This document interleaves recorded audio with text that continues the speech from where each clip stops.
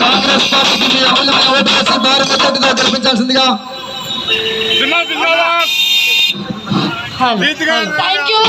నా తెలంగాణ బిడ్డలారా, నా తెలంగాణ ఉద్యమకారులారా, ఈ ఉద్యమకారుని ఆవేదన మీరు ఆలోచించండి. తెలంగాణ కోసం ఎందరో బిడ్డలు బలిదానాలు ఇచ్చిండ్రు, ప్రాణాలు తీసుకున్న కేసీఆర్, కేటీఆర్ చిప్పగతి కావాలి వాళ్ళకు. మా ఉద్యమకారుల జీవితాలతో ఆడుకున్నారు, అభివృద్ధి పనులతో ఆడుకున్నారు. దయచేసి నిజంగా బిడ్డలు ఉద్యమకారులను మీరు ప్రేమిస్తే కాంగ్రెస్ చేయి గుర్తుకు ఓటేయండి. ఎవరైతే నవీన్ యాదవ్ బిడ్డ మీ ఇంటి ముంగట ఉన్నాడు, మీ అభివృద్ధి పనులు జరుగుతాయి. కాంగ్రెస్ గవర్నమెంట్ ఉంది, రేవంత్ అన్న ఒక ఉద్యమకారుడు, మన తెలంగాణ బిడ్డ. కాబట్టి 2 సంవత్సరాలు ఏ పని చేస్తారు మీ అందరికి తెలుసు. ఎప్పుడు కూడా రేషన్ కార్డు ఇవ్వాలా. ఇప్పుడు మన రేవంత్ అన్న మనకు రేషన్ కార్డు ఇచ్చి, ప్రతి ఇంటికి ఇంద్రమ్మ ఇల్లు ఇచ్చి, ప్రతి ఒక్కరికి ఉచిత కరెంట్ ఇచ్చి ఇవాళ సన్న బియ్యం తింటున్నాం.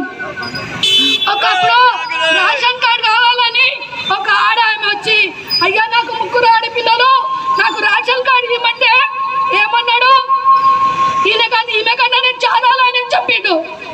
ఇవాళ మన రేవంత్ అన్న సన్న బియ్యం ఇస్తాడు, మనం 3 పూటలు అన్నం తింటున్నాం. నిజంగా మీరు అభివృద్ధి పనులు రాబోయే రోజులలో మా ఉద్యమకారుల ఆశ నెరవేరాలంటే కాంగ్రెస్ పార్టీకి ఓటేయాలి. ఈ దొంగ నా కొడుకులు మిగతాయి. దయచేసి మీరు ఓట్లకి ఆలోచించి మీ అభివృద్ధి పనులు జరగాలంటే చేయి గుర్తుకు ఓటేయండి.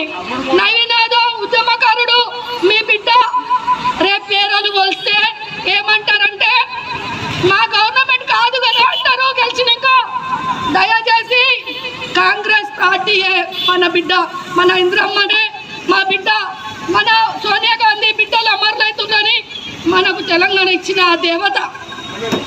ఆ దేవత రుణం తీరాలంటే రాబోయే రోజులలో ప్రతి ఒక్కరు హ్యాపీనెస్ గా ఉండాలి, ప్రతి ఒక్క బిడ్డ మంచిగా ఉండాలి.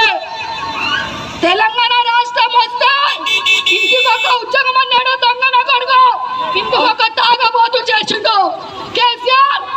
ఆ కేసీఆర్ అనే పుట్టుగతనే ఉండదు, వాళ్ళ కుటుంబాలే బతికినాయి. మా లాంటి బిడ్డల జీవితాలతోనే ఆడుకున్నాడు కేసీఆర్. కాబట్టి దయచేసి నా